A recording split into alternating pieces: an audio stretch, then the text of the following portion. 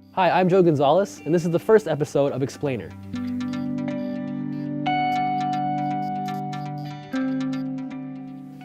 Our topic today is something the UMSU executive is calling the Community Initiative Funding Proposal.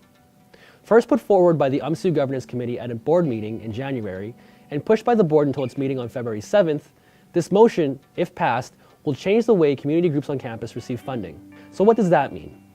There are community groups and there are student groups. Both receive funding from UMSU, but in different ways. There are currently 4 community groups on campus: the U of M Indigenous Students Association, Rainbow Pride Mosaic, the Women's Center, and the Accessibility Center. Community groups are different from student groups on campus, which include organizations such as the U of M Consciousness Raising Association of Feminists, the Muslim Student Association, and many others.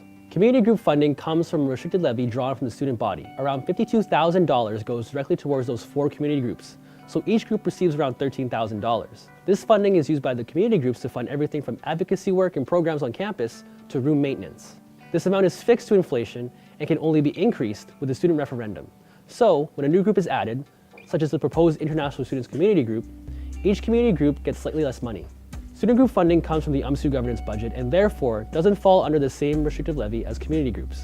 UMSU President Jacob Sanderson has proposed placing community groups like UMSU and RPM in the same funding pool allocated to student groups like Craft or the MSA, which will lift the restrictive levy on community group funding. This structural change, along with the integration of international student support funding, will raise the available pot of money from approximately $52,000 to $80,000. It also means all groups in a certain community will have access to the same funding, meaning you do not have to be a member of these student groups to have a say in where the funding goes. For example, rather than just the RPM having the only say in where its community funding is allocated, other groups that also provide support to members of the LGBTQ community on campus, such as Queer, along with LGBTQ students who are not part of any group on campus, will have a say in where the funding goes. Where the funding is allocated will be decided by community-hosted town halls led by elected community representatives. This new funding model, while providing an immediate increase in funding, will also have more groups vying for it.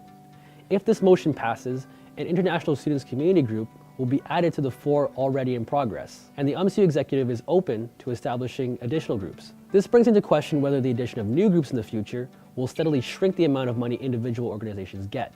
When asked about this possibility, UMSU President Jacob Sanderson had this to say. If we feel like the funding needs to be increased, then we just have to move things around in the budget, and it's possible to do it.